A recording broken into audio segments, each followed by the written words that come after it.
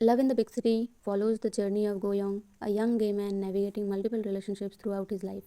The story begins with Go Young in a bed with a man, but the man's ex boyfriend returns from the military that day, and Go Young left from there. He rushes to a photo shoot to help a friend, despite never modeling before. There he met photographer Kim Nam Gyu, who is unimpressed by Go Young's messy appearance. However, Nam Gyu soon becomes captivated by Go Young's work. Later that night, Go Young visits his usual gay bar with his three friends and enjoy himself.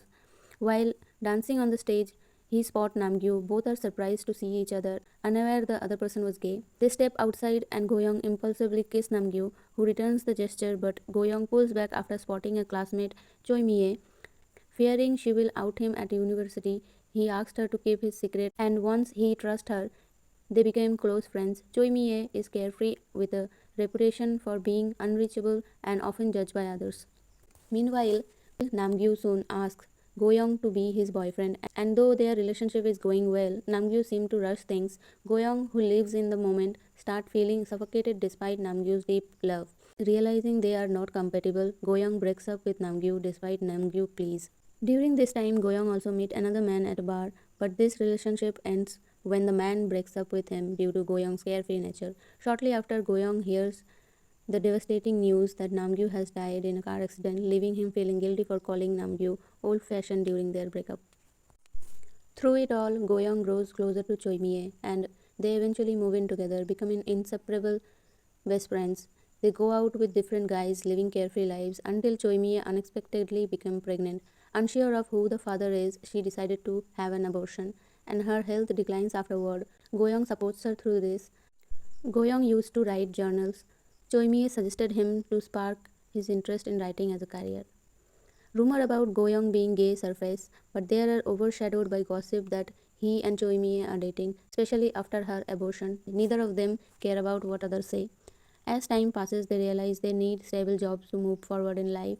Choi Mi eventually finds work and move out, leaving Goyong alone in her apartment, which he then takes over. He started his writing career, while Choi Mi gets serious with a boyfriend. However, when a mutual friend tells the new boyfriend about the old rumors, Choi Mi reveals Goyoung's sexuality, breaking the promise she made to keep it a secret. This led to a huge argument with Goyoung feeling betrayed, not because she told the truth, but because she broke his trust. Later, after things have cooled down, Choi Mi calls Goyoung to tell him she is getting married. He attended the wedding, decided that their long friendship is worth more than a single mistake.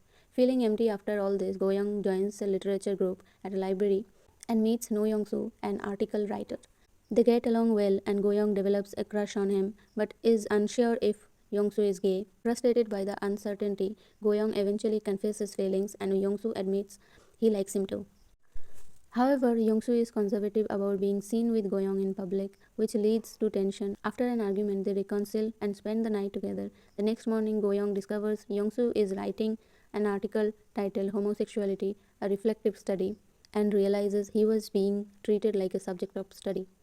Despite his feelings of betrayal, Goyoung does nothing, and Yeong-su noticed his lack of reaction, decided to push Goyoung away, saying he is leaving Korea.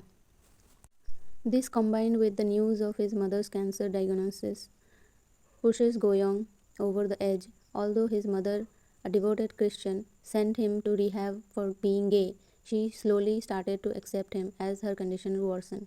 Goyoung's stress and heartbreak over Yeong-su causes him to attempt suicide. He wakes up in the hospital surrounded by his mother and three friends. After recovering, he becomes more vulnerable with his mother and they strengthen their bond. Shortly after his mother dies, though deeply saddened, Goyoung is unable to cry. He seeks comfort by going clubbing with friends and drunkenly kisses a bartender, Sim Gyu Ho. Next day, Gyu Ho returns an item Goyoung dropped at the bar, sparking a growing bond between them. They fit together perfectly, and Goyoung invites Gyu Ho to move in. However, when Gyu Ho proposes that they become boyfriends, Goyoung feels compelled to confess a long held secret.